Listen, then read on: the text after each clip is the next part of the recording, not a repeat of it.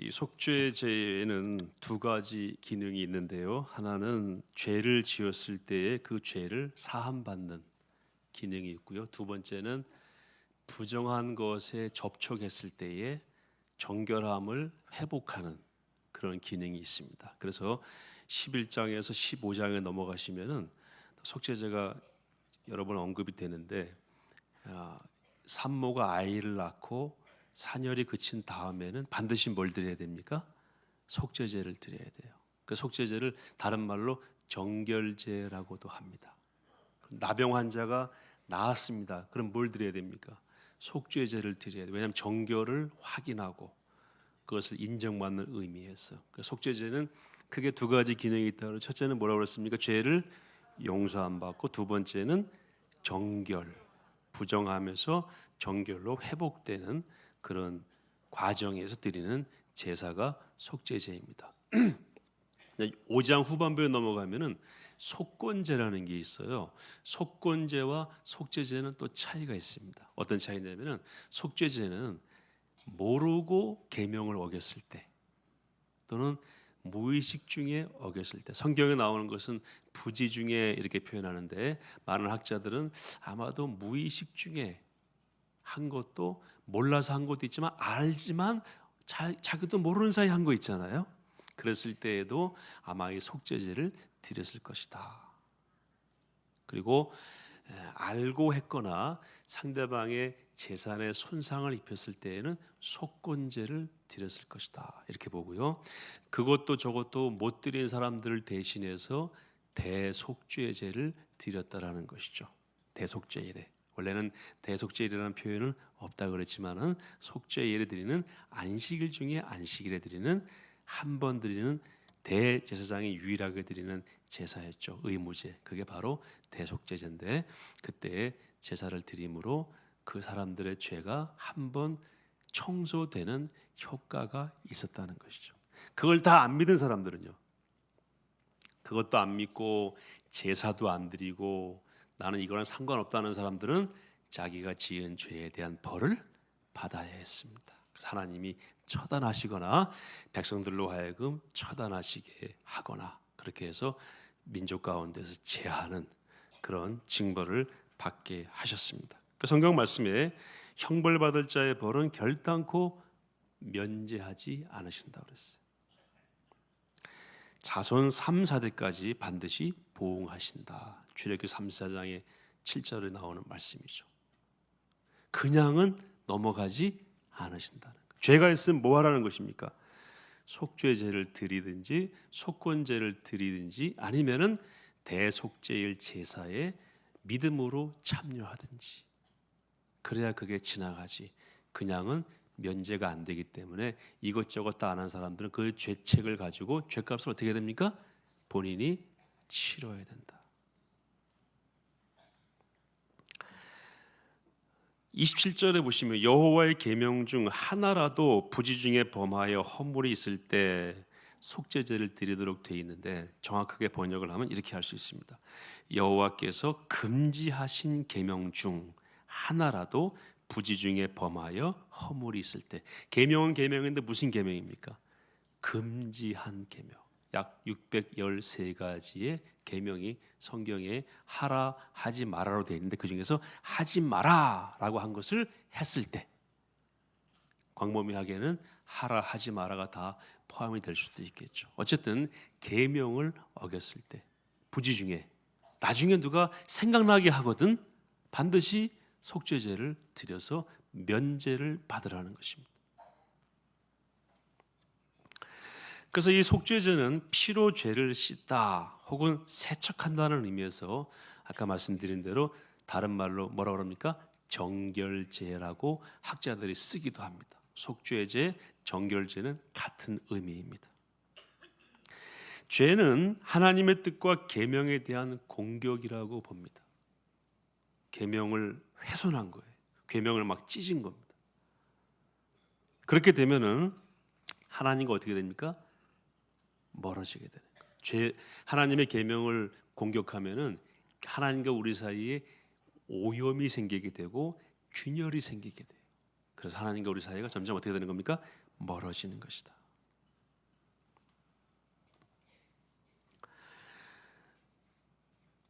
그런데 이 속죄제의 특징 중에 하나가요, 차등 제사입니다. 차등. 그래서 오늘 설교 제목이 차등과 대등이. 왜 차등이냐? 1절, 13절, 22절, 27절에 속죄제를 드리는 대상이 네 단계로 나옵니다. 등급이 있어요. 첫 번째는 누굴까요? 1절에 나오는 거는 기름 부은 제사장. 이걸 학자들은 대제사장을 포함하는 것으로 봅니다. 그러니까 제일 높은 단계에 있는 분이 죄를 범했을 때 이렇게 해라 라고 하는 게 나오고요. 그 다음에는 누가 나오냐면은 온 회중이 나옵니다. 13절에 온 회중은 모든 국민들이죠. 세 번째는 족장, 평민 중에 리더, 지도자가 죄를 지었을 때는 이렇게 해라 라는 게 나오고, 네 번째는 그냥 일반 개인이 죄를 지었을 때는 이렇게 해라. 그러니까 네 단계로 이 제사와 제물과 드리는 방식이 다 어떻습니까? 달라요. 그래서 차등입니다. 차등. 굉장히 중요한 그 의미가 있습니다. 이스라엘의 정결과 거룩에도 차등이 있어요. 제가 한번 문제를 내보겠습니다. 가장 부정한 건 뭘까요? 이건 만져도 안 돼. 시체입니다. 크게 봐서 부정한 건 죽음이고요, 정한 건 생명입니다. 크게 봐서 가장 부정한 건 죽은 사체입니다. 만지면 바로 내가 부정했기 때문에 뭘 드려야 돼요? 정결제사를 드려야 됩니다. 거기 5장 후반부에 나옵니다. 악언을 했거나 악한 말을 했거나 또는 부정한 걸 만졌을 때, 특별히 시체를 만졌을 때에는 반드시 정결을 위해서 정결제사, 속죄제사를 드려야 했습니다. 다시 말씀드릴게요. 오늘 이것만 마음에 새기셔도 레위기의 큰 정신을 알 수가 있어요. 하나님이 가장 부정하다라고 여긴 것이 뭐라고요? 죽음이에요. 죽음. 그래서 제물도 죽은 건 드리지 말라, 먹지도 말라 그랬어요. 죽여서 드리라고 그랬죠. 산 거를. 그 다음에 정한 것은 생명입니다. 생명이 있는 것 중에서도 차등이 있어요. 그래서 예를 들어서 돼지고기는 뭐 한 겁니까? 부정한 거예요. 가장 부정하진 않지만 돼지고기 중에서 제일 부정한 건 뭘까요? 죽은 돼지고기. 얘는 죽었어요. 그러면 이건 뭐 만져도 안 돼요.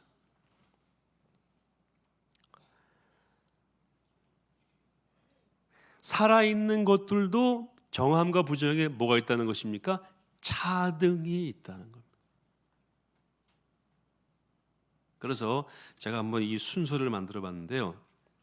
일단 제일 부정한 거는 죽은 거. 두 번째는 이방인이에요. 이방인은 회중 안에 들어오지 못하게 했습니다.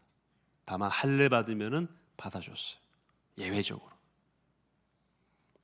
그거는 기본적으로 흐르는 정신인데, 이건 아주 교회론에 가면은 왜 그런지가 나오게 되는데 여기서는 그 부분까지는 말씀을 안 드리겠습니다. 그 다음에 여자입니다.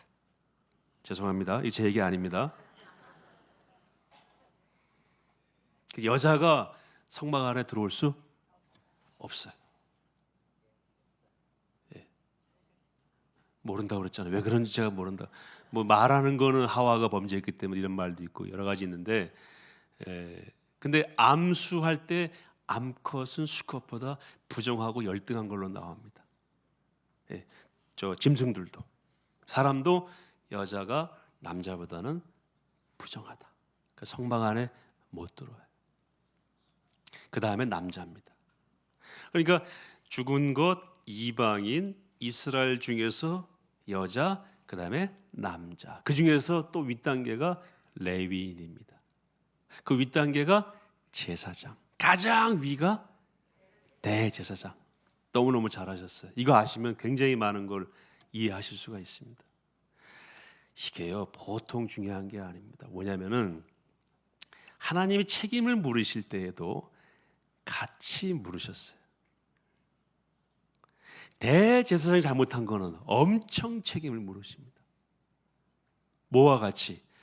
온 국민이 죄를 범한 거와 똑같이 물었어요.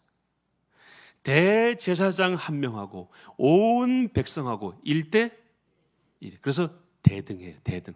차등과 대등이 여기서 나옵니다. 이해되시죠? 오늘 말씀이 그거예요. 1절부터 딱 나오는 게 대제사장 또는 제사장이 범죄했을 때, 계명을 어겼을 때 뭘 바치라고 그랬습니까? 숫송아지. 잡아가지고요, 어디로 들어가냐면은 성소로 들어갑니다. 성소 안에 성소와 지성소를 가르는 휘장이 있죠. 그 휘장 앞에 7번을 피를 뿌리게 돼 있어요. 그리고 그 바로 앞에 향을 올려드리는 향대가 있어요. 향단 뿔에 4귀퉁이에 피를 바르라고 돼 있어요. 그리고 밖에 나와서 제단 벽에 7번 피를 뿌리고 제단 밑에 피를 쏟아 부으라 그랬어요. 자, 설명을 드릴 테니까 차이가 뭔지 보세요. 그 다음에 온 백성, 온 회중을 위한 속죄제. 우리 백성들이 안 되겠어 하고 정결한 의미에서 그런 목적으로 속죄제를 드릴 때에는 숫송아지를 똑같이 잡아요. 똑같다고 그랬죠? 대제사장과 온 백성은 1대1이기 때문에 대등하다고 그랬잖아요. 제물도 똑같아요. 숫송아지 잡아가지고 어디로 들어갑니까? 성소 안으로 들어갑니다. 휘장에는 뿌리지 않아요. 여기부터 차이가 납니다. 휘장에는 뿌리되 등대에는 뿌리지 않습니다. 향대. 아까 향대의 사진을 좀 보여드리면 정확하게 이해되실 텐데요. 그리고 제단에 나와 제단 뿔에 바르고 번제단 밑에 쏟습니다. 그리고 그 고기는 먹지 않아요. 아까 대제사장이 드린 제물도 고기는 먹지 못하게 합니다. 왜냐하면은 대제사장이 지은 죄는 너무 크기 때문에 그 고기도 심하게 오염되었고 그 피를 성소 안에 뿌린 것은 절대 고기를 먹지 말고 짐 밖으로 갔다가 버려서 거기서 불태우라 그랬어요. 우리가 대속죄를 제사할 때 한번 잠깐 말씀을 드렸습니다. 그 다음에 백성의 대표인 족장이 범죄했을 때에는 제물이 달라요. 염소예요. 염소인데 숫염소입니다. 그리고 절차가 좀 간소해요. 성소 안으로 들어올 필요가 없습니다. 왜냐하면 어차피 이 사람은 성소 안에 들어오는 사람이 아니에요. 자기가 활동하는 범위 내에서만 속죄의 의식을 치릅니다. 번제단 뿔에 바르고 번제단 밑에 피를 쏟고 고기는 먹을까요? 안 먹을까요?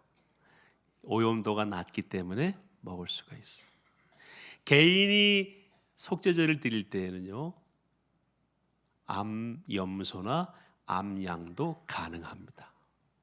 왜냐하면 아까 말한 정결의 단위가 점점 내려오는 거예요. 방식은 비슷합니다. 사진 한번 보시겠습니다. 지금 보시는 것이 성막이죠. 성막 안에 누구만 들어간다고요? 성막 안에 이스라엘 남자도 들어갈 수 있어요. 여자는 못 들어갑니다. 그러니까 성막 바깥은 여성들의 뜰입니다. 하얀 옷 입은 분들은 누구라고 그랬습니까? 제사장. 저기 파란색 조끼 같은 거 입으신 분 있죠? 저분이 대제사장입니다. 그다음 안쪽으로 들어가 보겠습니다. 그 녹색 화살표가 휘장입니다. 저 휘장 앞에 먼저 피를 7번 뿌리고 노란 화살표가 향단에 뿌리 4구퉁이에 있죠? 거기에 피를 바릅니다. 바르는 장면 한번 보시겠습니다. 예, 지금 바르는 겁니다. 향단불에 피를 바르고 있죠. 그 다음에 나와서 향단불에 바른 피 다시 보여드리는 거고요. 다음 나오셔가지고 제단에 이제 내장을 다 올려놓고 불에 태우게 돼. 고기는 여기서 태우지 않아요. 밖에 갖다 버리는 겁니다. 그 다음에 번제단 벽에다가 뿌리고 밑에다가 번제단 이 뿔에 바르고 밑에다가 어떻게 합니까? 쏟아요. 예. 그래서 그렇게 하는데 내장은 태우고 고기는 바깥에다가 버리는 겁니다. 이렇게 해서 제사가 이루어지는데, 대제사장이나 제사장이 범죄했을 때 드리는 제물과 드리는 방식과 그 다음에 그 족장과 일반 회중과는 달라요. 개인이 드리는 건 달라요. 왜 그런다고 그랬습니까? 그 정도에 따라서 책임을 묻는 것입니다.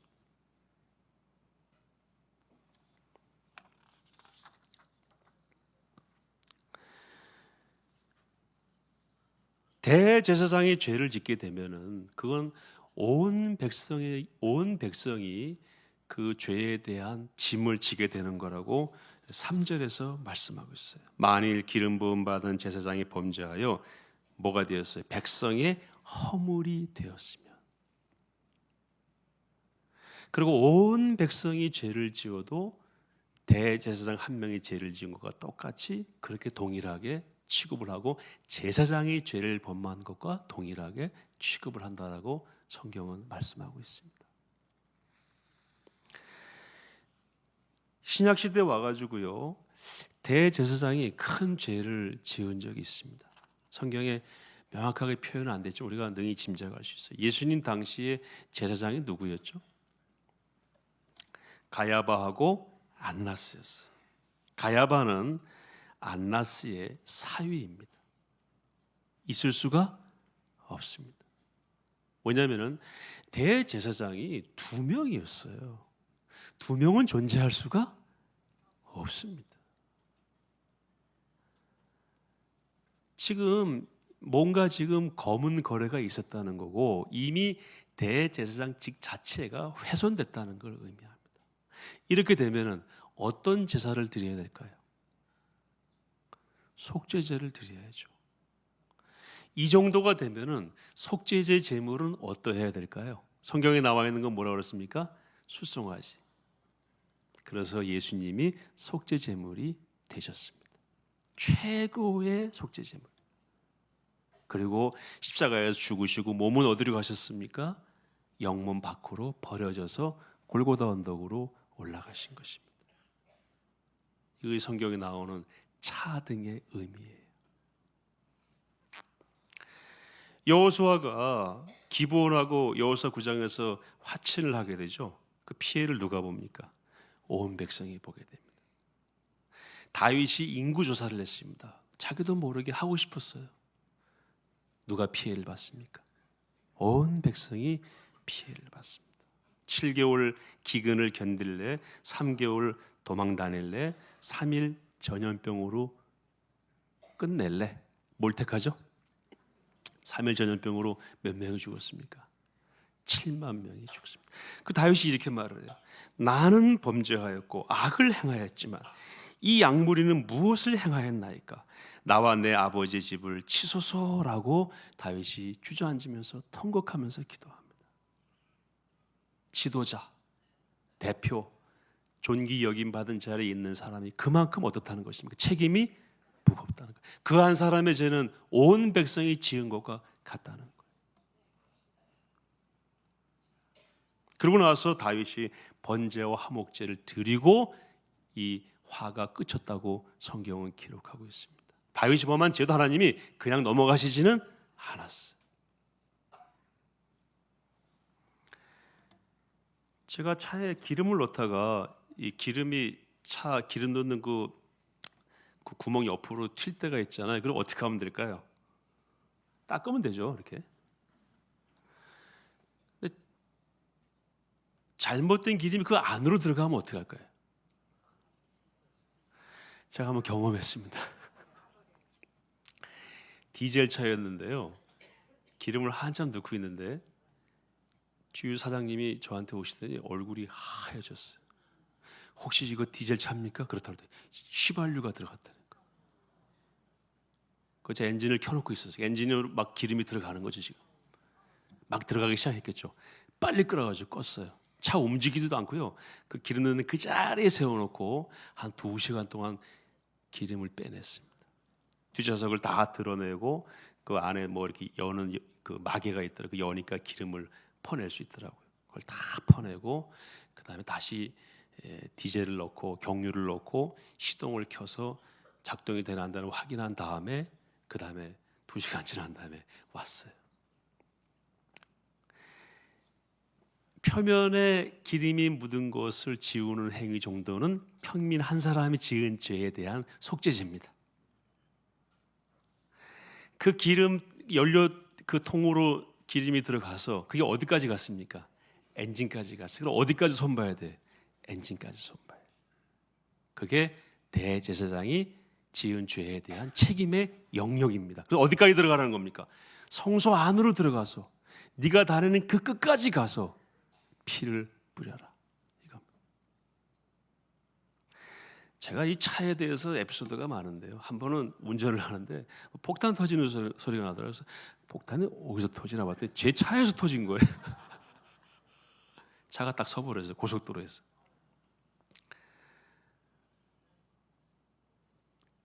그 엔진 오일을 갈면서 엔진 오일 뚜껑을 닫지 않은 거예요. 그 오일이 다 빠져가지고요. 이게 터진 거예요. 문자거든 엔진이. 나중에 가서 보니까 그렇더라고요. 차는 폐차했습니다. 여러분 엔진이 문제가 생기면 차는 갈 수가 없어요. 문자 깨지면은 그냥 가도 돼요. 제가 지지난주에 문짝을 들이받아가지고 사고가 났는데 그냥 가면 됩니다. 오염의 정도에 따라서 그 정결하기 위한 조치는 깊이가 달라지고 범위가 달라지는 거예요. 이게 이 속죄제 차등의 교훈입니다. 자, 그럼 우리는 누굴까요? 베드로전서 2장 9절 제가 읽어드리겠습니다. 너는 택한 족속의 왕 같은 제사장이라. 우리는 다 뭡니까? 제사장입니다. 내가 오염되면, 내가 범죄하면 어디까지 오염되는 것입니까?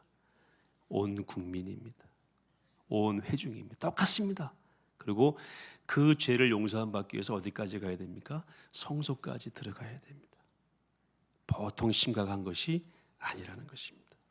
우리의 오염은 성소를 오염시킵니다. 우리의 죄는 교회를 오염시킵니다. 우리가 죄 짓는 동안에 어디가 오염되고 있는 것입니까? 교회가 오염되고 있는 것이, 가정이 오염되고 있는 것이. 우리는 개인이 아니기 때문에 그 사람만 오염되는 것이 아니라는 거예요. 그래서 어디까지 가야 됩니까? 다시 성소까지 들어가야 됩니다. 제사장이라고 함부로 말하면 안 됩니다. 우리가 제사장 국가라면은 어디까지 우리의 시야가 가야 됩니까? 전 세계입니다. 전 세계. 국가들 중에서 제사장이니까 우리가 잘못하면 전 세계가 어려움 당한다.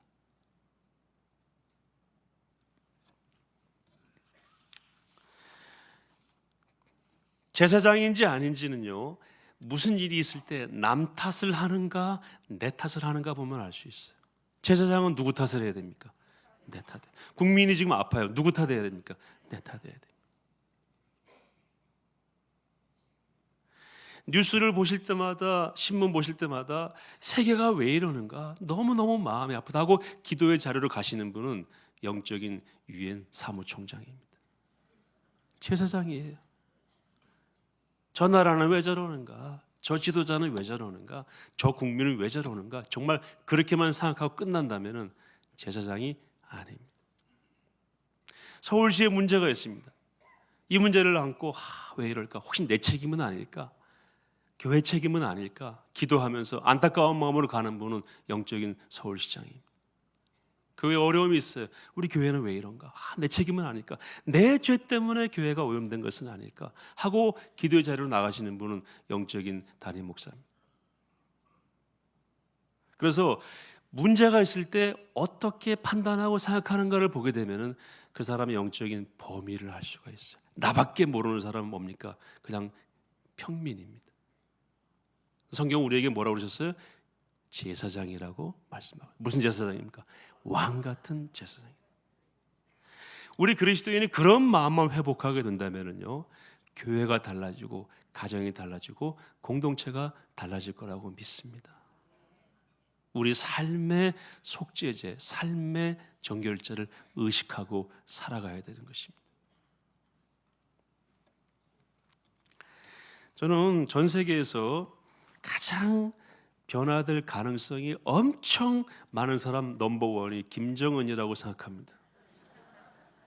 그분은 변화될 가능성이 엄청 많아요. 일단 예수 믿으면 구원받겠죠. 그 사람이 죄를 지으면 밀가루만 가지고 와도 소재를 받으시고 하나님 죄를 용서해 준다고. 그리고 얼마나 변화의 폭이 큽니까? 완전 지금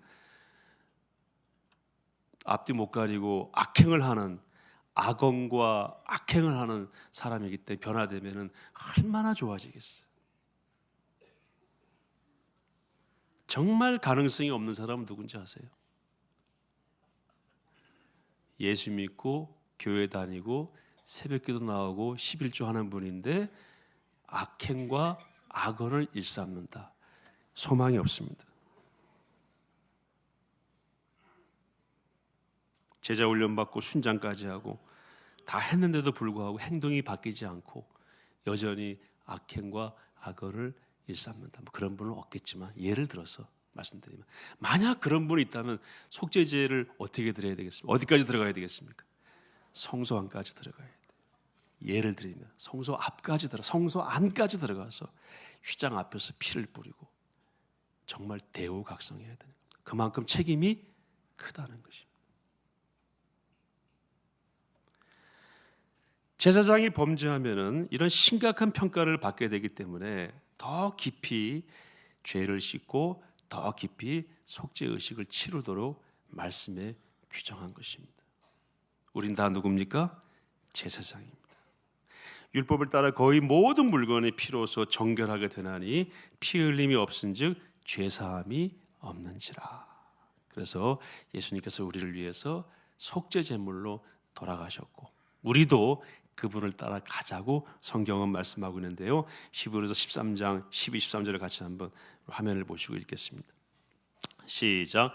이는 죄를 위한 짐승의 피는 대제사장이 가지고 성소에 들어가고 그 육체는 영문 밖에서 불 사람이라.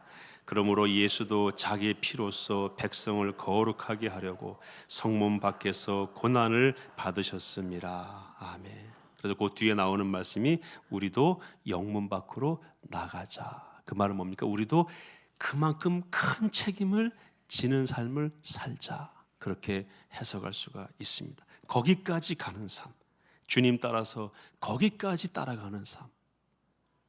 그래서 예수 믿고 예수님을 깊이 알아갈수록 우리의 삶이 점점 바뀌어지는 거예요.